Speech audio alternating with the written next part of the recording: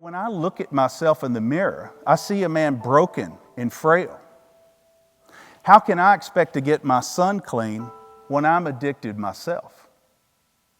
Why do I keep drawing a line between my doctor-prescribed drug use and his illegal one when both of us are being cored by the very same sharp knife? I want to be a positive, an influential father, not a negative, a father under the influence. We have 3 siblings in our family. William is the oldest. He's my big brother, and then I'm the middle child. Then we have a younger sister, Mary Halley. The hobby that we found together was kind of like a partying scene a little bit. It was more of what we ended up having in common, you know.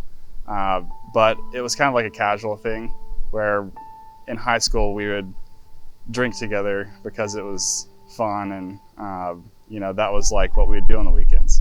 And that's kind of what it progressed to. I think that was more of a casual thing, but harder to break out of. That's part of the sadness of this thing is that was kind of the hobby that we shared. So there were these warning signs that none of us put together. But now when we look back, these were all there the freshman year.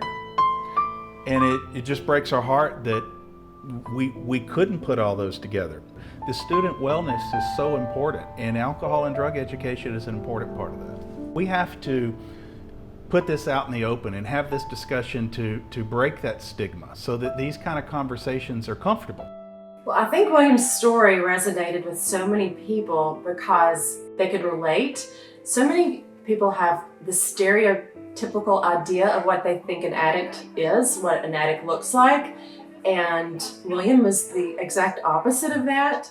Many think that an addict they picture someone who's disheveled and probably not succeeding in the classroom or their work, and maybe is not very ambitious, you know, and that's all just a stereotype that's false. And William shows that an addict can actually be very much opposite of that. And they look at him and his story and think, that could be my son, or that's like all my friends, or that could be me. Too many parents, too many students, too many of our friends and peers can't name on both hands how many students, how many people of all ages that they've lost to addiction, that they've lost to overdose, maybe suicide from feeling like someone feeling like they're in a hopeless situation. That's why I'm sharing this story with you,